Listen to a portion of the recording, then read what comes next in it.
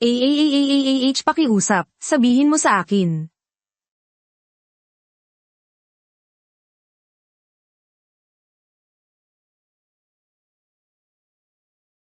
Basta't lumapit ka sa akin. Sasabihin ko sa iyo kung ano ang huling sinabi ng ating ama bago siya mamatay. Ano pa ang gusto mo? Ang buhay ko. 6 na buwan na ang nakalipas, hindi ba't sa isang gabi ay nawala sa akin si Itay? Nawasak ang aming pamilya, ang anak mayaman ng pamilyang ito, sa oras na makita ka. Ang lahat ng ito ay dahil sa iyo, matandang hakluban. Inay, matagal ko nang itinuturing si Wixen bilang ate. Pakiusap, ampunin niyo na po siya. Sige, ha? Itay. Talagang hindi kita mapigilan, ito ang sarili mong desisyon, huwag kang magsisi, ha? Paano ako magsisisi? Hindi ko nga mapigilan ang saya ko. Salamat, Itay, salamat. Inay, may ate na ako, haha. Ate. Nandyan ba si ate? Xiaoyu, huwag mong buksan. Kasalanan ko na hindi kita sinuportahan, ito ay kusa kong ginawa. Tinatawag kita. Inay.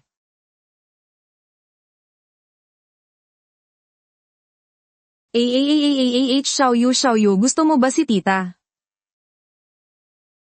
Nagpakamatay si tita.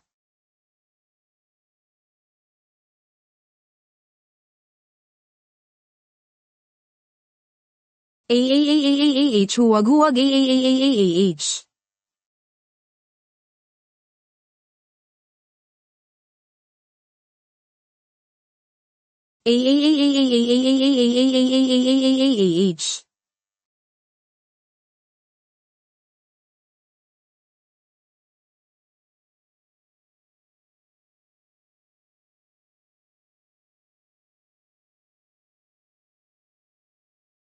Hindi ako maaaring mamatay, Zai Wixen.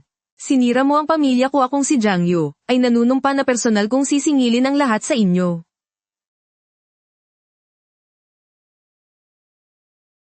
Si President Qin ay talagang bata at may kakayahan. Sa loob lang ng 3 taon, pinangunahan niya ang Qin Group para maging isang publicly listed na kumpanya. Ito na siguro ang tagapagmana ng pamilyang Jiang, tama. Narinig ko na engaged na kayong dalawa, congratulations. Salamat.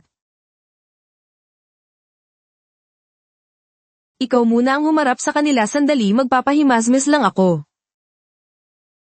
Bumalik ka agad.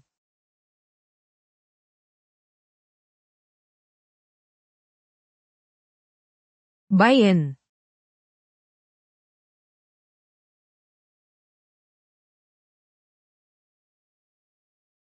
Nakabalik na ako. Handa ka na ba?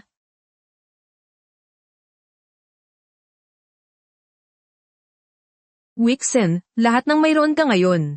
Ang iyong ipinagmamalaking katayuan. Ang iyong kinaiinggitang kasal, lahat ng iyan ay maglalahong parang bula. Ang tagal na nating hindi nagkita, Sin Ian. 4 na taon na ang nakalipas, ang founder ng Qin Group na may market value na 10 bilyon. Ang fiancé ni Zai Wixen at dati kong nobyo. Yu, pakiusap, huwag mo akong iwan, sige na. Hindi ko talaga kaya kung wala ka, Yu.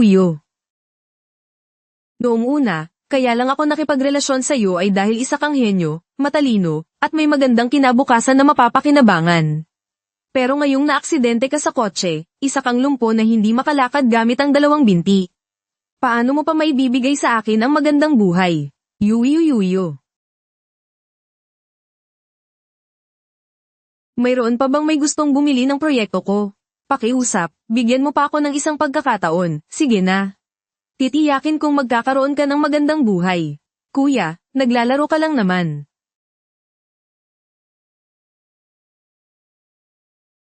Ngayon, mayroon na akong mas magandang pagpipilian. Isang mahirap na lalaking tulad mo ay hinding-hindi magiging karapat-dapat sa akin.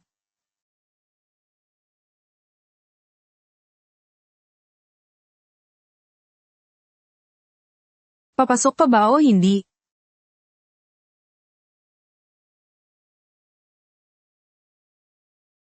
Hi, magandang binibini, mag-isa ka lang. Ang haba ng gabi, gusto mo bang samahan ka ni kuya? Sige ba pero mataas ang standards ko. Ang pinakamababang standard ay dapat presidential suite ha sige, pinapangako ko. Pagsisilbihan kita hanggang sa mamatay ka sa sarap ha.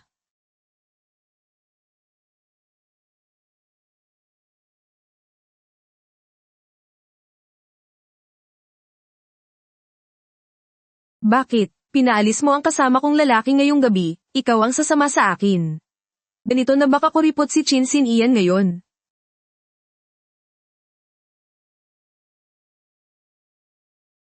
Ang lakas ng loob mong sabihin yan. Dito.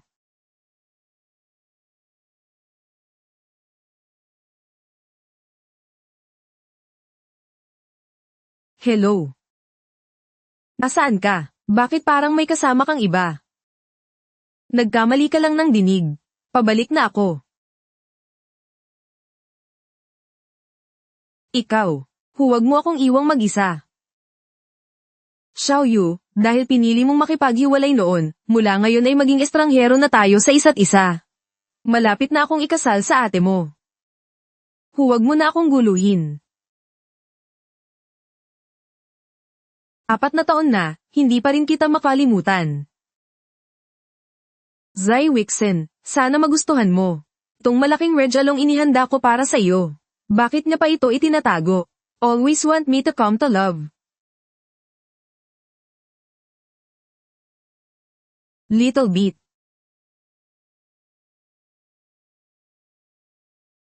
Walang problema maliligo ako maghintay ka. Jiang Yu, anong ginagawa mo dito? Zai Wixen.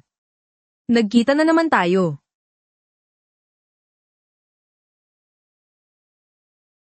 Bakit kinakabahan ka?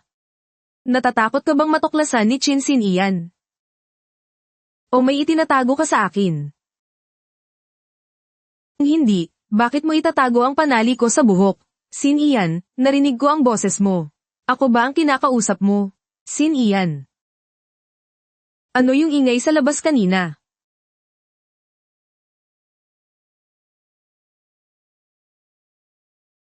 Wala yun, tumawag lang si Assistant Guan sa akin kanina.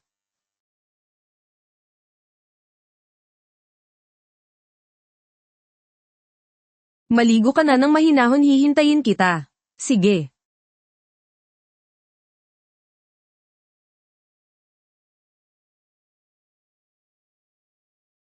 Masakit, ano ba talaga ang gusto mong gawin? Gusto kong ipagpatuloy ang hindi natin natapos kanina. Jiang Yu, noong naaksidente ako at nabali ang aking mga binti. Pandirihan mo ako dahil wala akong kinabukasan, iniwan mo ako at basta nalang umalis. Bakit ngayon na nakikita mong umasenso na ako? Kusa ka nang lumalapit. Oo naman, isang bagong yaman sa teknolohiya. Ang pinakasikat na Diamond Bachelor ngayon sa Jiangcheng. Sino ba ang hindi maakit? Jiang Yu, sasabihin ko sa'yo. Kahit na tumayo ka pa sa harap ko ng hubot-hubad, hindi ako magkakaroon ng reaksyon. Noong naaksidente ako, si Wixen ang laging nag-alaga sa akin. Hinding-hindi ko siya pagtataksilan. Ganun ba? Sin Ian, bakit parang bumibigat ang paghinga mo?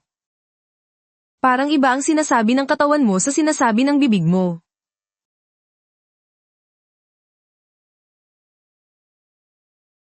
Sin Ian, anong ginagawa mo?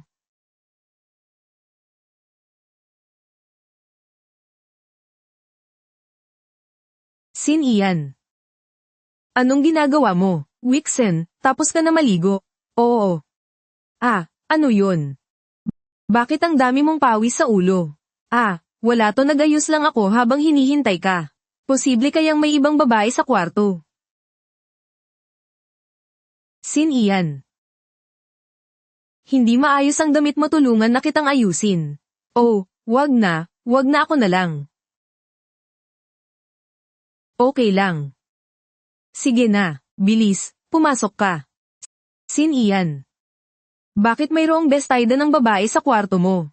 Itong Lele yan. Ito sana ang regalo ko para sa iyo sa engagement party.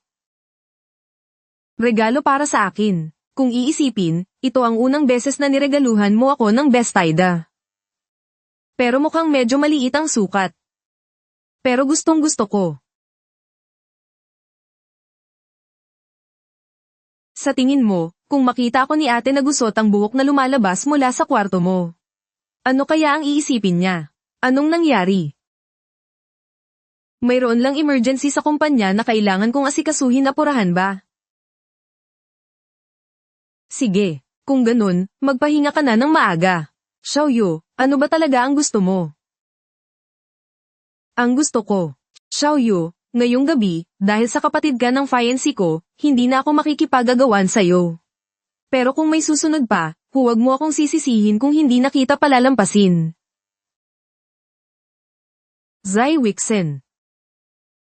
Nilagay mo sa alanganin ng pamilya Jiang, pinatay mo ang tatay ko. Sinaktan mo ang kanang kamay ko, tinangkang lunurin ako hanggang mamatay. Palagi kong iniisip na ang tanging habol mo ay ang yaman ng pamilya Jiang. Ngayon ko lang nalaman na ang pinakatatakot na mawala kay Zai Wixen ay si Qin Xin Ian. What? Naiwan ko ang bag ko. Ha ha ha.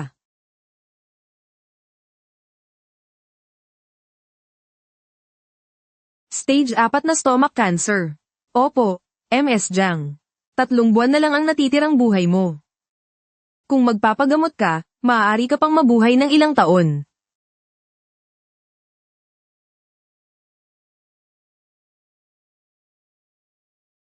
Mayroon pa akong mas mahalagang bagay na dapat gawin.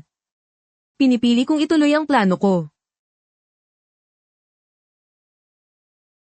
Kung gayon, hayaan natin siyang matikman ang ganti ko.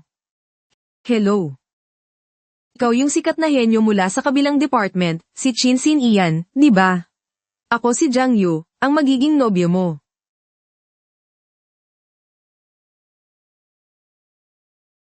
Isang mahirap na lalaking tulad mo. Hinding-hindi magiging karapat-dapat kay Yuyo Yuyo.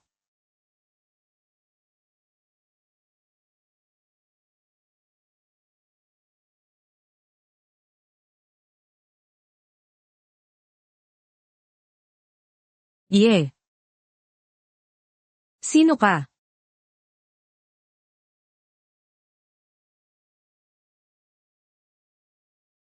Ah. Ay imposibleng patay na.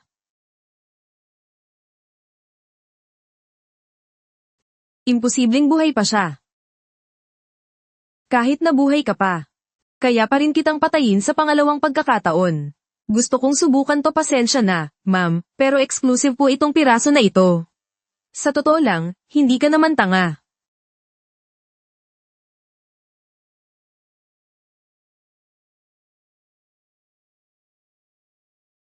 Nasaan ang wedding gown ko? Pinapasuot nyo sa iba ang wedding gown ko. Sino ka? MS Zai, ang custom-made wedding gown ninyo, dinala namin para plansyahin, pwede nyo na pong subukan ngayon. Sumunod po kayo sa akin. Sin Ian, susubukan ko muna ang wedding gown, maghintay ka lang sandali. Sige HMM. Mr. Chin, dito po sa loob. Sin Ian. Naalala ko na. Gusto kong makita ng mas maaga kung anong itsura mo kapag suot mo na ang damit na to. Naaalala ko na sinabi mo noon, na sa kasal natin, siguradong puti ang isusuot mo. Dahil gusto ko ang puti. Jiang Yu, ano yun? MS Jiang, sa suot mong wedding gown na to, garantisadong ikaw ang magiging pinakamagandang nobya sa Jiangcheng. Siguro dapat na kitang tawaging bayaw ngayon. Nakikipagtalik sa kapatid ng iyong fiancé sa loob ng fitting room. Kapag kumalat to, hindi magiging maganda ang reputasyon mo bilang presidente ng Qin Group. Sin Ian, nakapagpalit ka na ba ng damit? Sandali lang. Ano ba talaga ang gusto ni Jiang Yu?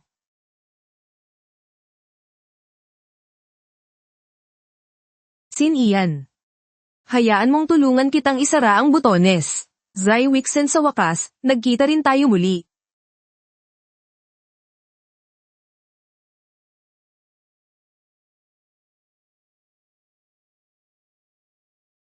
Ikaw si Jiang Yu. Ate, nakabalik na ako. Anong ginagawa ko sa loob kanina? Ako. Nakita ko na may karayom sa damit ni Bayaw. Kaya tinanggal ko na rin para sa kanya. Ganun ba? Nakalimutan kong ipakilala. Ito ang business card ko. Zai Wixen, noon ay nainggit ka sa talento ko sa pagguhit. Sinadya mong baliin ang kamay ko. Narinig ko na naging fashion designer ka. Nagsumikap akong mag-aral ng fashion design. Fashion designer, Jiang Yu. Sin Ian. Naalala ko lang, parang hindi pa pala ako nakakapili ng isusuot ko para sa wedding toast. Bakit hindi na lang ang kapatid ko ang magdisenyo para sa akin? Nakapag-book na ako ng appointment para sa iyo sa idolo mo. Ang sikat na French designer na si Mai, para personal niyang gawin. Gusto kong ipagkatiwala sa kapatid ko ang damit ko para sa toast. Kapatid, hindi ka naman siguro tatanggi, di ba? Siyempre, pwede. Wixen, dapat kang magpasalamat. Dahil personal mong inabot sa akin ang pagkakataong mapalapit kay Sin Ian. Xiaoyu, hindi ba dapat magpaliwanag ka sa akin?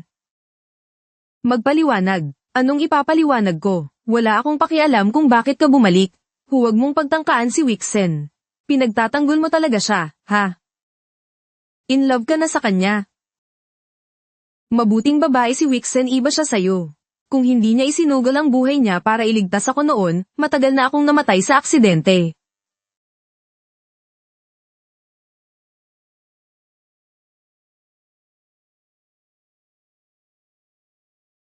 Sin Ian, ayos ka lang ba?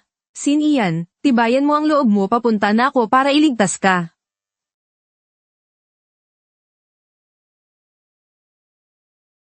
Anong tinatawa-tawa mo? Pinagtatawanan ko yung mabuting babae na sinasabi mo. Sa buong mundo, ikaw lang siguro ang mag-aakalang mabuting tao siya. Gantimpala para sa'yo.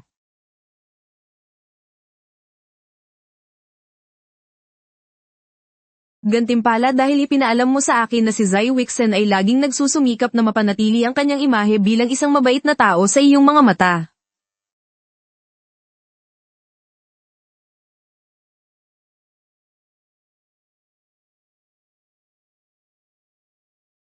Ma'am, nandito na po si MS Jiang. Ate, nandito ako para kunin ang sukat mo para sa damit. Pumunta tayo sa study room.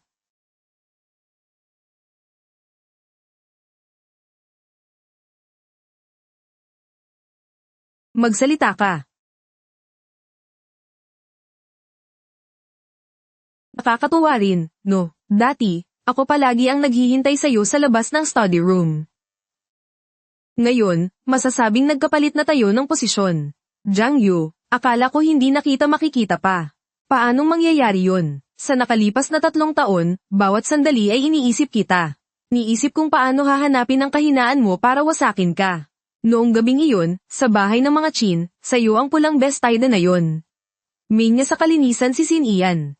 Hinding-hindi siya maglalagay ng best tide ng ibang babae sa kwarto niya noong naamoy ko ang best idang yon. Alam ko agad na sa'yo yon. Dahil katulad mo, pareho kayong mura. Sa tingin mo, kung makikita ni Sin Ian ang tunay mong pag-uugali ngayon, hindi mo na mapapanatili ang perpekto mong imahe. Huwag kang mag-alala, hindi malalaman ni Sin Ian at saka, ang lakas talaga ng loob mo. Kung hindi ka lang basta umalis noon, at pinabayaan si Sin Ian, hindi sana magiging ganito kadali para sa akin. Na maging asawa ng presidente ng Chin Group. Naaalala ko, itong kamay mo ang nabali noon, di ba? Hindi ko lang alam kung kaya pa nitong sumulat ngayon. Ate, susukitin ko na ang likod mo. Sige. Sa totoo lang, noong una kitang makita, nagsisi agad ako. Nagsisisi ako kung bakit itinapon lang kita sa dagat noon.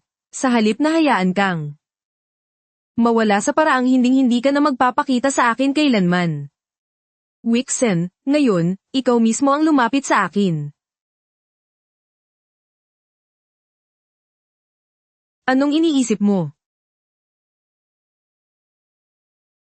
Mayroon bang camera sa damit mo? Nakuha ko na ang sukat, aalis na ako. Tigil. Mayroon pa akong ipapagawa sa'yo.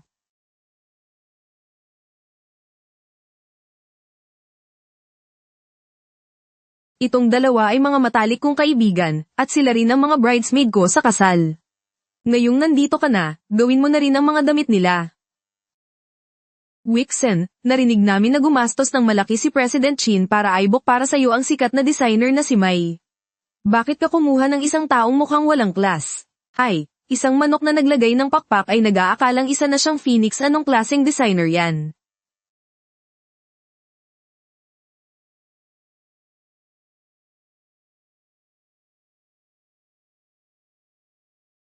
Nandito ako para kumuha ng sukat, kung wala na kayong kailangan, aalis na ako. Hoy, nandito kami para magpagawa ng damit. Aray, ang clumsy mo naman, itong damit ko ay limited edition, galing pa sa France.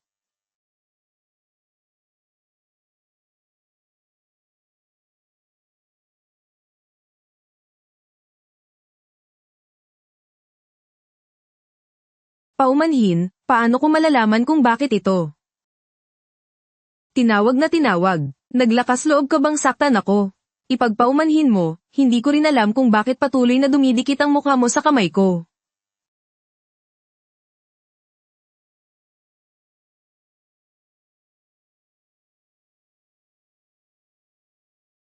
Nung ginagawa ninyo, 4 na taon, sa wakas ay naghintay rin ako sa iyo, hehe. Sien, bakit ka na parito?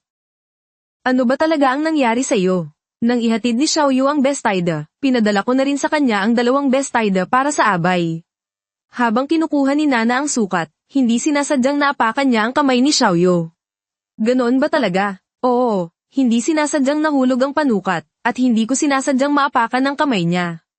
Hindi man lang ako tinanong ni Inyo, halatang pinoprotektahan ni Chin Sien ang bagong dating.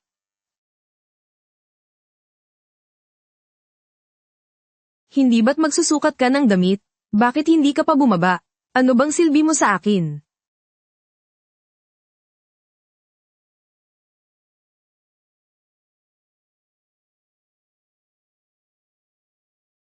Bayaw, huwag kang magkamali. Kinukuha ko lang ang sukat ng baywang mo. Sabihin mo, ano ba talaga ang pakay mo sa pagbabalik na ito? Siyempre, para sa iyo nagsisinungaling ka kung talagang para sa akin. Hindi mo sana ako basta nalang iniwan noon. Alam mo ba kung gaano katagal bago kita nakalimutan? Bakit ka pa bumalik? Para tawagin ako kapag gusto mo at itapon kapag ayaw mo na.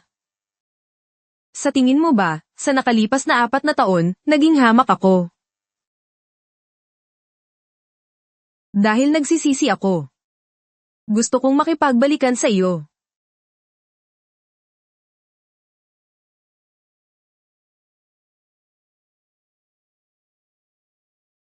Xiaoyu, bakit mo iniisip na maghihintay ako sa iyo sa parehong lugar? Tumingin ka sa salamin. Tingnan mo ang pangit at masamang yung ngayon, alin dyan ang ikaw?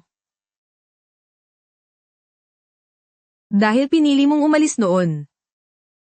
Wala ka ng karapatang magsimula ulit. Noong panahong lugmok na lugmok ako. Si Wixen ang laging nasa tabi ko.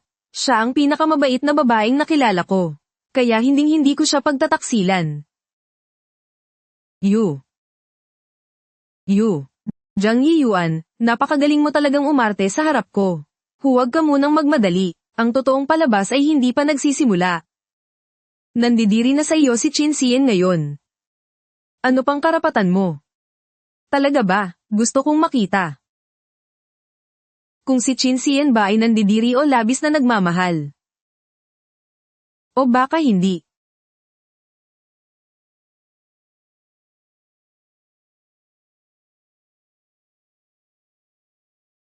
Si Chen Ming, ang nobyo ni Jiang Wixen noong kolehiyo, ang siyang nakakaalam ng pinakamaraming lihim ni Jiang Wixen.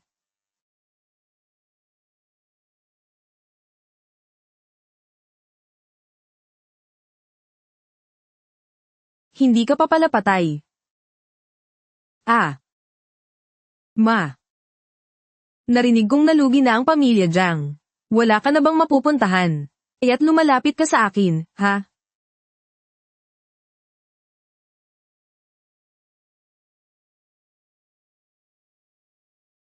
Ginawa mo ang napakaraming masasamang bagay para kay Jiang Waxen.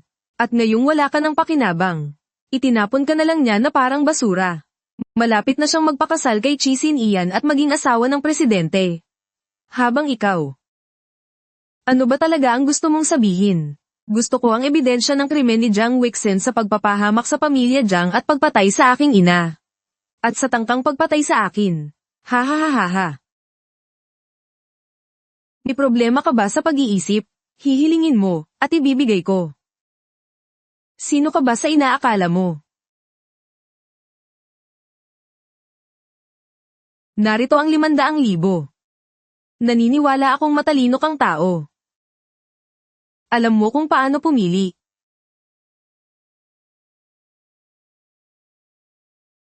Presidente Zai, ipinagkakatiwala ko na sa inyo ang proyektong ito.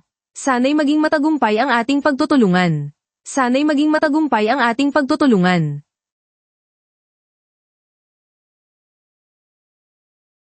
Array. Sino ang direktor nito? Ikaw pala. Noong nakaraan ay nakatakas ka, ngayon ay hindi kita palalampasin. Bitawan mo ako. Hindi kita palalampasin. Bitawan mo ako.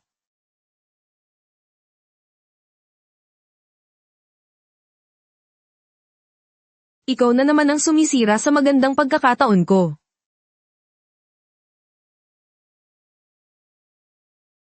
Maghintay ka lang.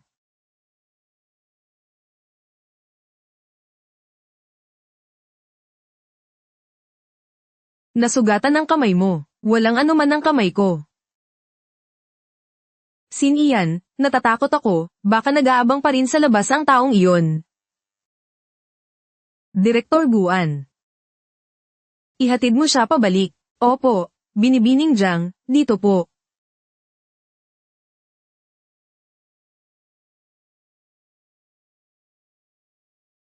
Binibining Guan, ano po ang inyong address? Kung gusto mong makuha ang ebidensya ng krimen ni Jiang Wixen, pumunta ka agad sa Fengay Hotel papunta na sa Fengay Hotel, opo.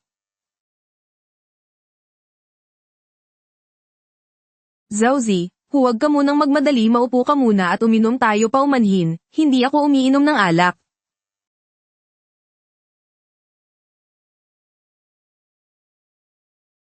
Numin mo ang alak at ibibigay ko sa iyo ang mga dokumento.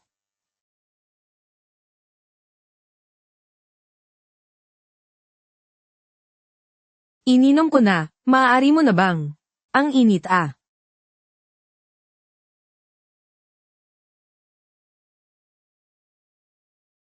Zhang Yu, hindi mo naman siguro iniisip na ang kakarampot na 500,000 ay sapat na para bilhin ang mga tauhan ko, di ba? Oo, HMM. Alam ko pa rin ang pagkakaiba sa pagitan ng isang beses na busog at sa bawat pagkain. Maganda ka. Balak ko pa sanang makipaglaro sa iyo. Isip bata.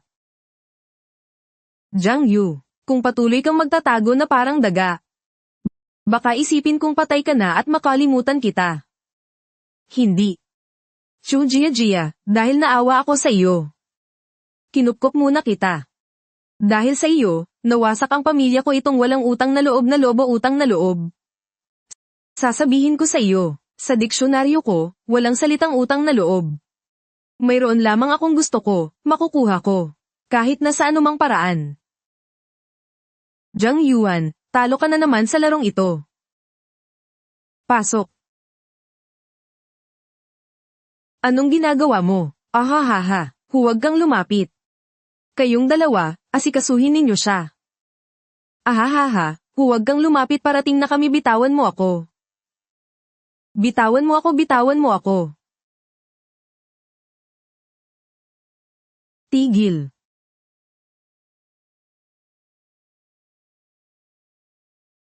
Tigil. Oo.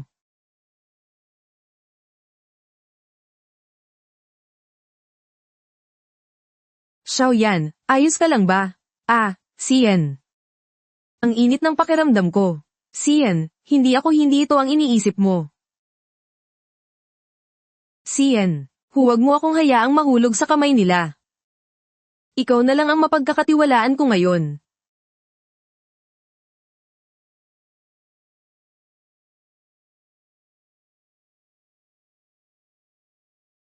Maliit na Wixen. Nagkamali ako ng sabi. Ang layunin ko ay hindi kailanman maghanap ng anumang ebidensya. Binibining Jiang, anong nangyari sa iyo? Walang anuman, grupo lang sila ng mga siga na laging nambubuli sa akin. Huwag mo sanang sabihin kay Sian, ayokong mag-alala siya sige.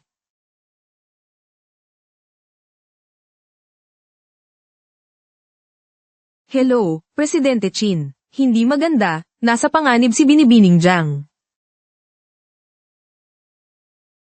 Kundi ang pinakamamahal mong si Chin Sian.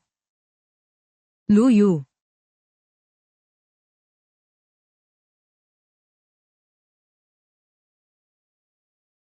Xiao Yuan, kumusta ka? Sin Ian. Mainit. Ang init.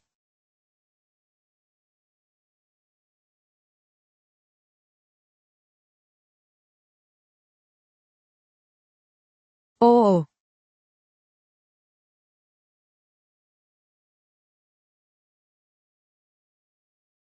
Ah.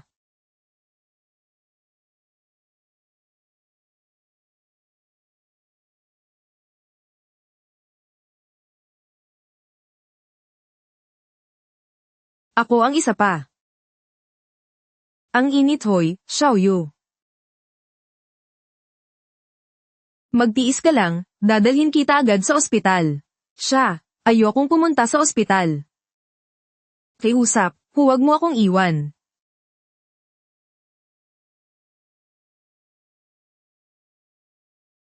Sino? Tingnan mong mabuti kung sino ako. 740. Si 740. Ah. Ah. Gia Simao, nakalimutan mo na ba kung ano ang ginagawa niya sa iyo? Bakit sa tuwing makikita mo ang babaeng ito ay nagugulo ang isip mo? Hindi pa ba sapat ang mga aral na natutunan mo noon? Gising ka na siniyang, kagabi. Kagabi, walang nangyari. Ang mga damit ay nilaban at kada rating lang mula sa hotel. Para makita ni Chisin Ian ang tunay na kulay ni Jiang Wixen. Hindi ako nagatubiling maging pain. Pero hindi pa rin pumayag si Chisin Ian. Hindi pa ba niya ako mapapatawad? Sin Ian, ang lalaki kagabi ay dating kasintahan ni Jiang Wixen. Sinabi niyang may mahalaga siyang sasabihin sa akin. Pero hindi ko inaasahan na kasabwat pala siya ng ate ko. Bibigyan kita ng paliwanag tungkol sa nangyari kagabi. May gagawin pa ako sa kumpanya, kaya mauuna na ako Siniyang. Pwede bang huwag ka nang umalis? Jiang Yu. Hindi lahat ng sakit ay matatakpan ng isang simpleng paumanhin. Iniligtas kita. Dahil kapatid ka ng aking mapapangasawa. Pakiusap, igalang mo ang iyong sarili.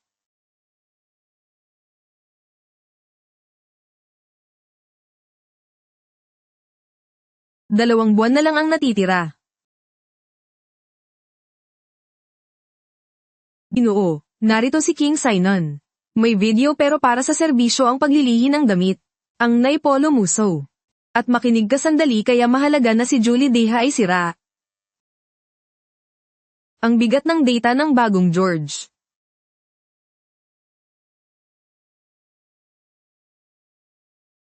Kuya, ano ang nangyari kahapon? Hayaan siyang magsalita, Xinyan.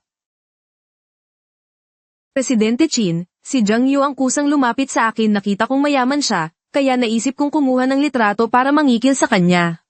Wala talaga akong utang sa kanya.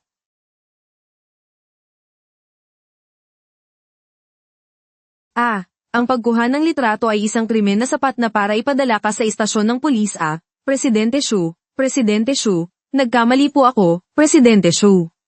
Patawarin mo ako. Sin Ian, maniwala ka sa akin, hindi ko talaga sila kilala.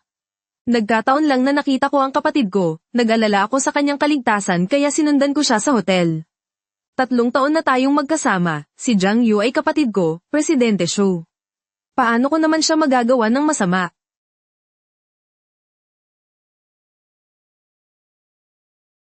Sin Ian, mula ngayon, ako na ang mag-aalaga sa iyo. Sin Ian, gising. Iimbestigahan ko ang bagay na ito. Medyo pagod ako. Magpapahinga muna ako. Sin Ian, huwag kang umalis, pakiusap. Malapit nang hindi makayanan ng mga tao. Nagsisimula ng magduda sa akin si Siniang. Ang pinakamalapit sa iyo ay si Xiang Yu. Hello, Assistant Guan, ako ito pakiusap, ibigay mo sa akin ang contact information ni Mai, ang designer. Napag-isip-isip ko, ang damit pangkasal ay isang napakahalagang bagay, hindi talaga ito maaaring ipagkatiwala sa isang batang babae na tulad ni Jiang Yu HMM. Hello, Mai, ang taga-disenyo. Ako ang asawa ng presidente ng Chin Group, ako si Jiang Wixen, ganito iyon. Maaari ko bang itanong kung mayroon kang libreng oras kamakailan? Gusto ko sanang hilingin sa iyo na tulungan kaming magdisenyo ng isang pangunahing damit pangkasal. Paumanhin, abala ako kamakailan maaari kaming magdagdag ng bayad. Salamat sa iyo. Bukas, dadalo ako sa handaan para sa kaarawan ng pamilya Zhao sa panahong iyon, makikita ko ang iyong katapatan.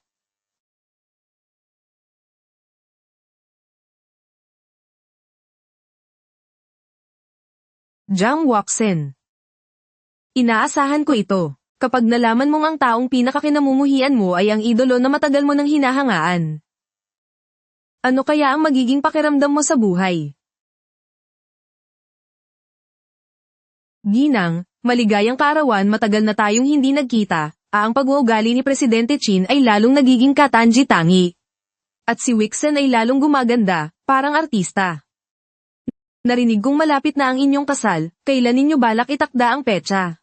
Nakasalalay lahat sa plano ni Sin Ian. Bagong lista pa lang ang kumpanya, maraming kailangang asikasuhin. Kaya't hindi pa kailangang magmadali sa kasal. Kayong mga kabataan, laging inuuna ang karera pero hindi rin dapat ipagpaliban ang kasal. Sa buong Haicheng, walang mas maganda at mas kaakit-akit na babae mula sa mataas na lipunan kaysa kay Wixen, hahaha. Ako ay isang lalaki na may misyon.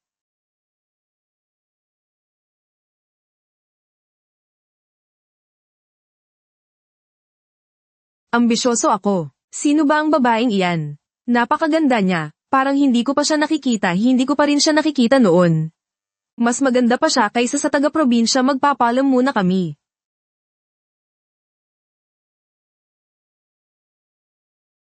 Jiang Yu, bakit siya? Ang selos lamang ang makakapukaw sa likas na ugali ng isang lalaki na manghuli. Stan, tingnan mo, hindi ba't ang binatang si Cheng ang katabi ng kapatid ko? Bagay na bagay sila sa pagkakataong ito, hindi ba?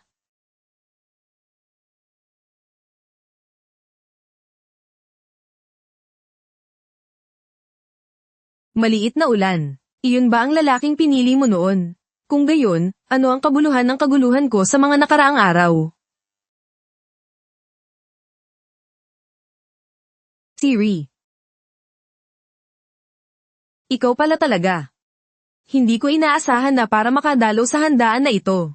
Nakipag-ugnayan ka pa sa pangalawang anak ng pamilya Cheng. Ang dahilan kung bakit ka nakapasok ay dahil sa reputasyon ng mga pamilyang Jiang at Qin. Pero hindi ako. Umaasa ako sa sarili ko. Umaasa sa sarili mo. Isang maliit na taga-disenyo na hindi kilala. Ay, oo nga pala. Ang damit pangkasal namin ni Siniang ay ipapagawa pa rin namin kay May. Dahil siya ay isang kilalang internasyonal na taga-disenyo. At ikaw, wala kang halaga, may punto ka, pero... Sigurado ka bang kilala ka ni May? Hindi mo valide sasabihin sa akin na kilala mo si May. Okay lang, hindi kami gaanong magkakilala. Jiang Yuan, huwag ka nang magpanggap para lang mapanatili ang iyong dangal. Si May ay isang kilalang internasyonal na taga-disenyo. At ikaw, sino ka ba? Siya ay isang taong hindi mo maaabot. Huwag mong isipin na dahil nakalapit ka sa pamilya Cheng ay ligtas ka na. Sinasabi ko sa iyo. Hinding-hindi papayag ang pamilya Cheng na pumasok ang isang babaeng tulad mo sa kanilang pamilya. Hindi mahalaga kung magiging binibini ako ng pamilya Cheng o hindi. Pero alam kong tiyak na hindi ka magiging asawa ni Chinju. Jingyu. Huminahon ka. Naghirap kang magpanggap na isang maginoo at marangal na babae. Huwag mong hayaang dahil sa isang saglit na galit, mailantad ang iyong tunay na pagkatao. Pag-usapan natin kayo ni Xiaoyu. Yu, manahimik ka. Xiaoyu, ayos ka lang ba? Ayos lang. Anong nangyari? Presidente Qin. Ang iyong mapapangasawa ay nanakit sa aking kaibigan, hindi ba't dapat kang magbigay ng paliwanag? Cheng Xiao, huwag kang maniwala sa babaeng ito, hindi talaga siya isang designer. Sinabi pa niya kanina na kilala niya si Mei. Tumingin ka nga sa salamin sa itsura mong iyan. Karapat-dapat ka bang makilala si Mei? Anong nangyari? Bakit naging ganito? Ginang Zhao, tamang-tama ang pagdating ninyo. Ang babaeng ito, siya. Mei, bakit ka nakahiga sa sahig? Mei, ikaw ang ibig mong sabihin, si Jiang Yu ay isang sikat na taga-disenyo. Mei. Ayos ka lang ba? Walang anuman Wixen, si Mei ay aking espesyal na panauhin ngayon, bakit mo siya inaapi? Ginang Zhao, baka po nagkakamali kayo. Isa lang siyang manloloko, paanong siya si Mei Niyang? Kaya pala ikaw ang kapatid na babae na nasa Mingmang, isang ampon na babae. Hindi ko alam kung anong paraan ang ginamit mo para makuha ang general. At tinangka mo pang patayin ang tunay na tagapagmana Presidente Qin, napakagaling mo talagang pumili. Anong ibig sabihin ng pagpatay? Ano ba talaga ang nangyari noon? Sin Ian, huwag kang maniwala sa mga kasinungalingan niya. Hindi ko alam. Chen Xiao, mukhang nagasgas ang kamay ko, pwede mo ba akong samahan para lagyan ng gamot? Sige, pupunta ako ngayon. Sin Ian. Pupunta muna ako sa banyo.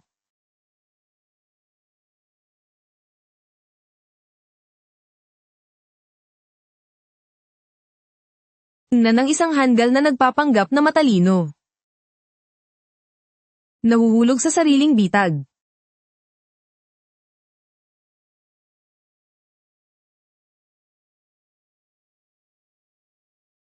Salamat sa inyong lahat sa paglalaan ng oras sa kabila ng inyong abalang schedule para dumalo sa salo-salo sa kaarawan ni Ginang Wow. Sa ngalan ng pamilya Zhao, nagpapasalamat kami sa inyong lahat. Ano na naman ang gusto mong gawin? Ginang Zhao. Dahil napakalalim ng pagkakaibigan ninyo ni Jiang Yu. At siya ay isang taga-disenyo na bumalik mula sa ibang bansa. Kung gayon, tiyak na hindi pangkaraniwan ang red along ibinigay niya, gusto rin naming makita paano, Xiaoyu. Ang ibig mong sabihin. Sige po, tiya, ang regalo ko po sa inyo ay isang kipaw na personal kong ginawa. Oh. Tae. Naalala ko na maayos pa ito noong ilagay ko. Ginoong Chen, sinabi ko na sa iyo noon pa, ang babaeng ito ay isang manloloko. Xiang Yu. Ngayon ay kaarawan ni Tia Zhao. Nagbigay ka ng ganitong regalo. Sira-sira, may dugo, at hindi disente, yan ba ang iyong panlasa bilang isang taga-disenyo? Maliit na buwan. Hindi mo ba dapat akong bigyan ng paliwanag? Ina Wen. Normal naman ang damit na ito noong inilagay ko. Kung bakit naging ganito ngayon? Hindi ko rin alam, wala kang alam. Hindi umalis sa paningin mo ang damit na ito sa buong oras ngayon, sinasabi mo sa akin na wala kang alam. Iba ka ngayon kumpara sa dati, kung may problema, pag-usapan natin sa bahay. Ganito iyon. Mula pagkabata, nakita na ako ni Tita Zhao na lumalaki. Hindi ko talaga kayang manahimik na lang. Sino ba ang gustong makatanggap ng ganitong regalo sa isang masayang okasyon? Kailangan mong bigyan ng paliwanag si Tita Zhao ngayon. Kung hindi, hindi ko matatanggap ang ganitong sitwasyon. Xiaoyu, kung hindi mo ako bibigyan ng makatwirang paliwanag ngayon, huwag mo akong sisihin kung magagalit ako at palalayasin kita. Ginang Zhao, ginagarantiya ko sa inyo. Si Jiang Yu ay hindi ganyang klaseng tao, tiyak na mayroong hindi pagkakaunawaan dito. Tungkol naman sa pinsalang idinulot ng handaang ito. Kaya kung akuin. Qin Xian, ginagawa mo ba ito para kay Jiang Wixen o para sa akin? Maraming salamat sa iyong kabutihang loob, Presidente Qin. Pero hindi na kailangan. Para sa aming mga taga-disenyo, normal lang naman ako ang aming mga gawa, kaya nakasanayan ko ng mag-ingat.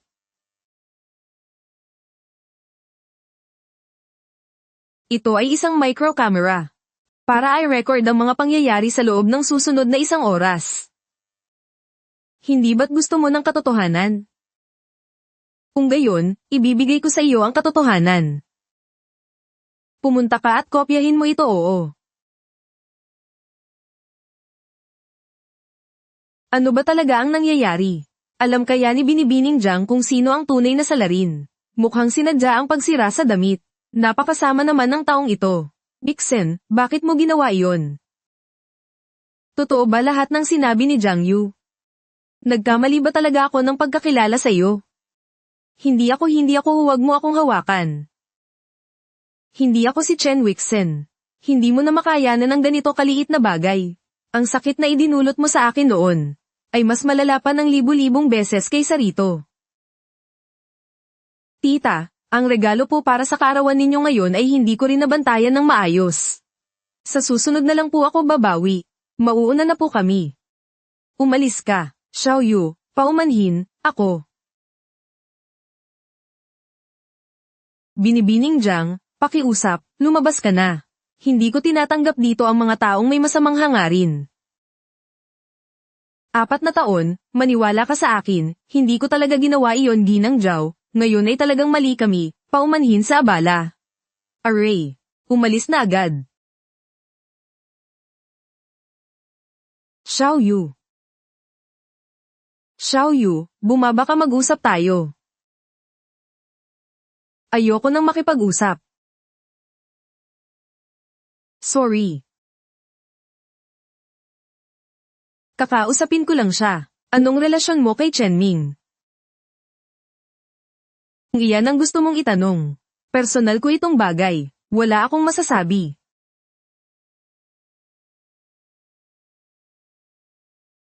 Bakit nila sinasabi na nag-aaral ka at nagtatrabaho sa ibang bansa pero nagugutom ka? Bakit nila sinasabi na ang kanang kamay mo ay parang 4 na dayami? President Qin, ikaw ang nagsabi na ituturing mo na lang akong parang kapatid. Sinabihan mo akong lumayo sa iyo.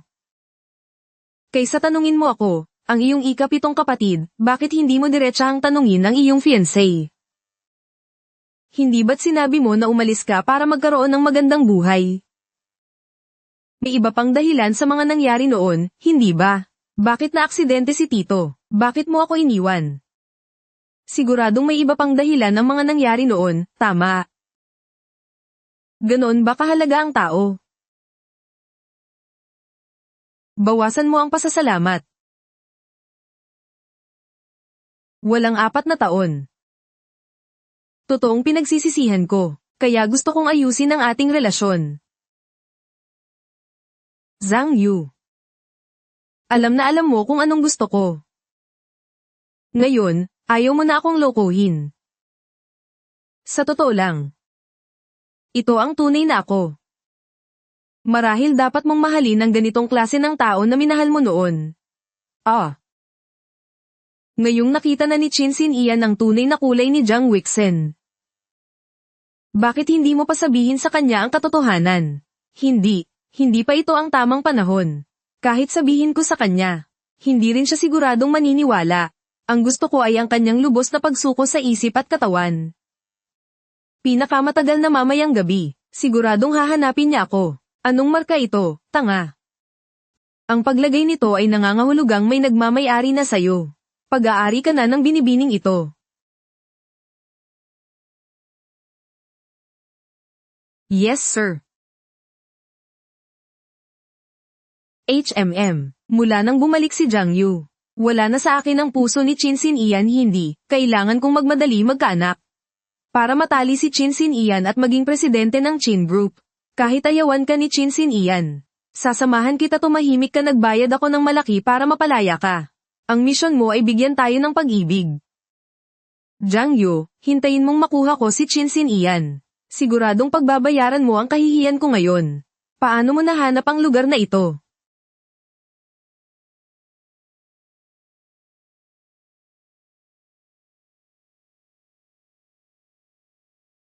Sin Ian, lasing ka. Jiang Yu, talo na ako. Mula nang umalis ka, araw-araw akong parang patay na naglalakad, pinilit kong bumangon. Pinilit kong umangat, para lang sa araw na makita kitang muli. Para patunayan sa'yo na mali ka. Pero sa katotohanan, akala ko ayaw mo na akong makita. Kasi iniwan mo ako at bigla na lang nawala. Sa isip ko, nakaisip ako ng daan-daan, libu-libong paraan para gumanti sa'yo. Pero sa isang araw lang, lahat ng pinaghirapan ko ay nawala.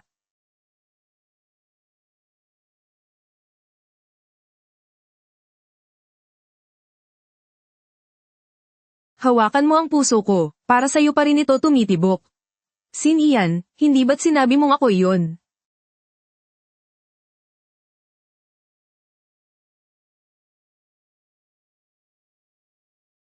Alam kong lasing ka lang kanina. Pwede kong isipin na walang nangyari. Pwede ka nang umalis. Hindi ako lasing. Lahat ng sinabi ko ay galing sa puso. Galing sa puso, tapos. Chin Sin Ian, huwag mong kalimutan kung anong estado natin ngayon. Ang fiancé mo ay si Jiang Wixen. Maliban sa'yo, wala na akong ibang gusto. Xiao Yu, pakiusap, huwag mo na akong iwan, pwede ba? Paano si Jiang Wixen? Aayusin ko ang relasyon namin. 3 araw, pinakamatagal 3 araw. Bibigyan kita ng kasiyasyang sagot.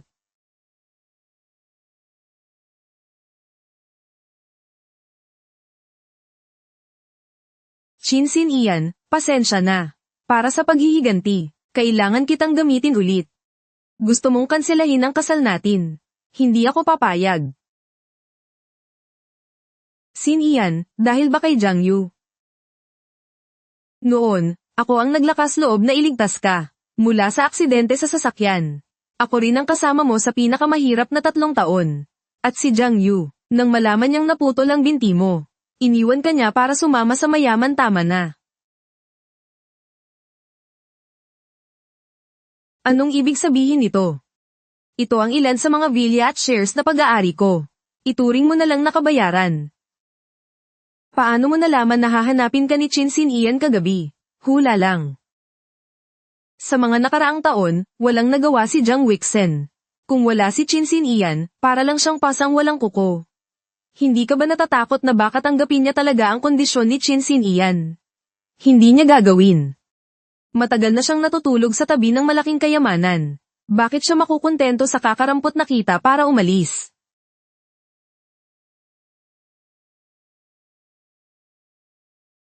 Chin Sin Ian, ikaw ang mahal ko. Hindi itong mga materyal na bagay talaga. Akala ko ba sasabihin mo kahit wala ng pag-aari si Chin Sin Ian? Xiao Yu, bakit ka nandito? Jiang Yu. Nandito ka para pagtawanan ako. Jiang Yu. Hindi ko akalain na ikaw pa pala ang magiging dahilan ng pagsira sa relasyon ng iba. Ano sa tingin mo ang iisipin ni na mama at papa kapag nalaman nila ito? Ano ang iisipin nila? Iisa lang ang anak ng mga magulang ko. Tungkol sa iyo, ay, Wixen, hindi mo kamag-anak si Xiao Yu. Jiang Yu, alam kong matagal mo nang gusto na kanselahin namin ni Sin Ian ng kasal para makasingit ka. Pero ang plano mo ay mabibigo. Dahil buntis ako sa anak ni Sin Ian. Buntis ka? Oo, totoo. Paano ko naman sasabihin sa iyo ang ganitong bagay kung hindi totoo? Buti na lang, pinon ako nang mag-iwan ng semilya si Chen Ming. Talagang buntis ka. Paano nangyari na hindi ko alam? Hindi. Hindi kita kailanman ginalaw. Sin Ian, nakalimutan mo na ba?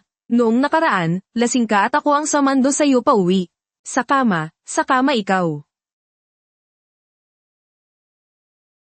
Kapatid, ngayong buntis ako, kahit hindi mo isipin ang kapakanan ko. Dapat mong isipin ang kapakanan ng anak ko sa sinapupunan. Chin Sin Ian, malapit na akong maging ginang ng pamilyang Chin. Bakit ka makukontento na umalis ng ganoon na lang? Sin Ian, malapit na akong magkaroon ng sarili nating anak, masaya ka ba? Kapatid, siguradong magiging masaya ka rin para sa amin.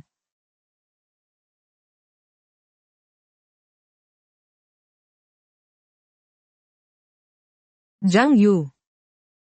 Ang ginang ng pamilyang Jiang ay Xiaoyu Xiaoyu.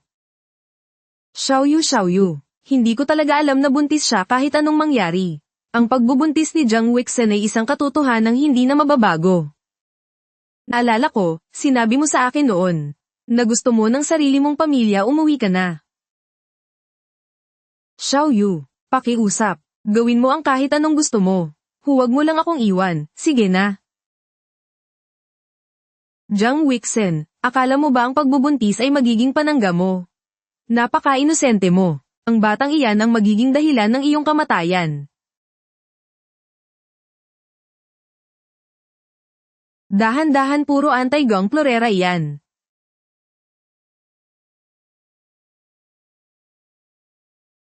Anong ginagawa nila? Sin Ian, nakabalik ka na pala, ako ang nagpapasok sa mga manggagawa. Dahil may anak na tayo, maagang lumipat. Para masanay na rin ako sa pagiging ginang ng pamilyang Chin. Hindi ko pa natatanong sa iyo kung paano nabuo ang batang iyan. Naalala ko, hindi kita kailanman ginalaw. Sin Ian, nakalimutan mo na. Noong araw na lasing ka. Ako ang nag-uwi sa iyo.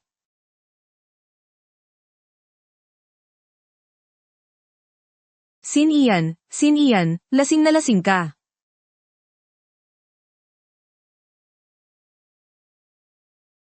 Bigla mo na lang akong hinayla sa iyong mga bisig. Hindi pwedeng manatili ang batang ito. Anong sabi mo? Dahil ang batang ito ay dumating sa mundo ng hindi inaasahan. Handa akong panagutan ang aking responsibilidad. Pera at bahay, pumili ka. Pero hindi pwedeng manatili ang bata. Hinding-hindi ko ipalalaglag ang batang ito. Sin Ian, hawakan mo anak mo rin ito. Bibigyan kita ng 3 araw. Kapag nakapag-isip ka na, hanapin mo ako. Chin Sin Ian. Xiaoyu, ipinadala ko na sa iyo ang mga dokumento tungkol sa aksidente ni Chin Sin Ian. Sige, titingnan ko ngayon. Yu. Talagang ang isang sikat na designer, pati studio mo ay napaka-elegante at magarbo. Anong ginagawa ninyo rito? Kailangan ninyo ng appointment para pumasok. Labas, huwag kang masyadong magmadali. Sinabi ko lang sa front desk na ako ang asawa ng presidente ng Chin Group. Kaya natural na pinapasok niya ako. Nakalimutan kong sabihin sa iyo. Ang buong gusaling ito ay pag-aari ng Chin Group. Wow, ang galing. Bakit hindi ka nalang magpahinga sa bahay kaysa pumunta rito? Kapag naiisip kong itinuring kitang idolo noon, at bumili ako ng napakaraming alak mo, nasusuka ako. Pero huwag kang mag-alala, lahat ng iyon ay sinunog ko na, iyon ay pag-aari mo na, kaya kung anong gusto mong gawin. Bahala ka, buntis ako ngayon, designer Jiang. Napag-isip-isip ko. Ang damit pangkasal namin ni Sin Ian ay sa iyo ko nalang ipapadisenyo. Pasensya na, puno na ang schedule ko ngayon. Hoy, anong problema mo? Kung pinapadisenyo ka ni Wixen, binibigyan ka niya ng pabor, anong problema mo? Anong problema? Lumabas kayong lahat. Ha?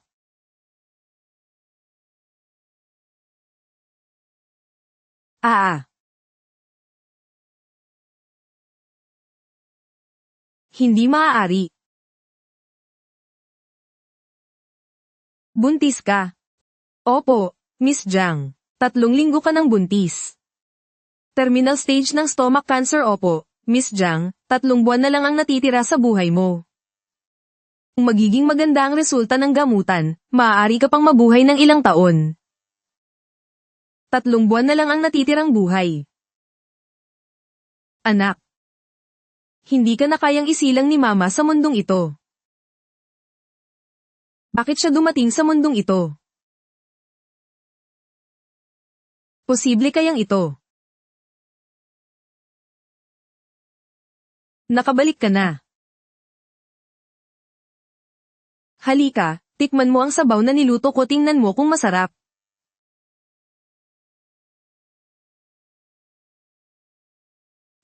Wala. Nagpa-check up lang ako. Anong resulta? Normal lahat. Mabuti kung ganoon. Kumain ka na. Shinsin Ian. Kung isang araw ay bigla na lang akong mawala, anong gagawin mo? Aalis ka na naman ba? May nagawa ba akong hindi maganda? Sinasabi ko lang, kung sakali. Walang kung sakali, hindi na ako ang dating mahirap na walang-wala. Kung maglalakas loob kang umalis ulit, kahit saan ka man magpunta, hahanapin kita.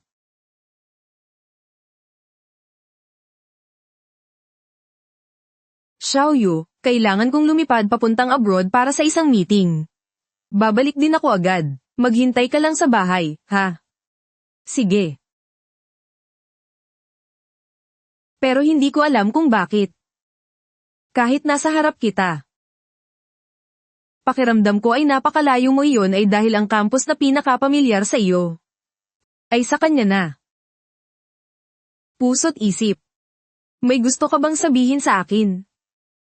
Ang ako ngayong gabi ay hindi maaaring mamatay dahil sa iyo.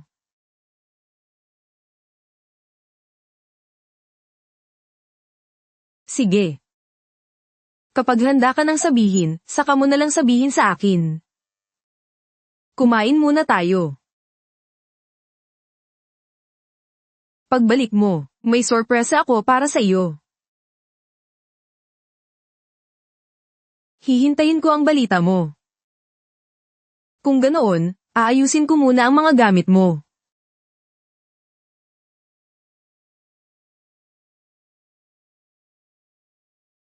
Salamat po. Ang mga nangyari noon ay malapit nang matapos. Ipinadala ko lang ito sa iyo at sa head office. Sorry.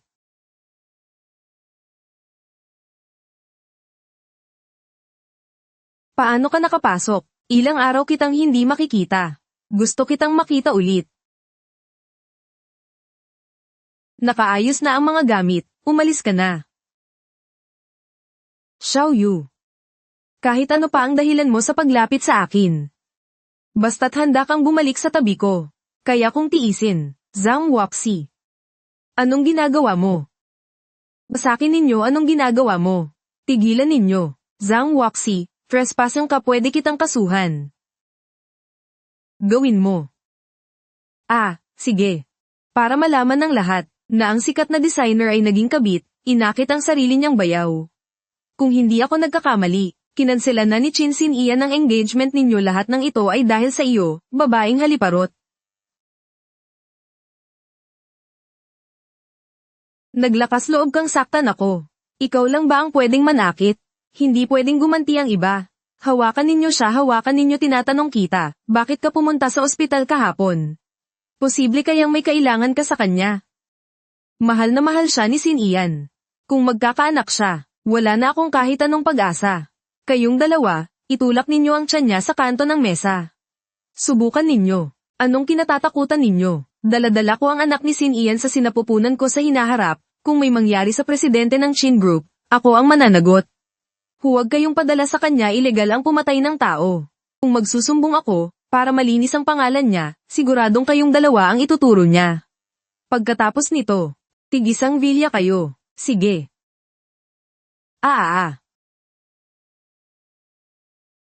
Buntis nga talaga si Jiang Yu. Ang anak sa sinapupunan ko ay anak sa labas ni Chin Ming. Ang anak sa sinapupunan niya ay siguradong anak ni Chin Sin Ian. Hindi ko pwedeng hayaang mabuhay ang batang iyon. Sige, saktan niyo pa. Hoy, tigil. Tumabi. Xiaoyu, anong nangyari sa'yo? Gumising ka kung may mangyaring masama kay Xiaoyu, humanda kayo sa akin. Alis dyan, ikaw. Baliw.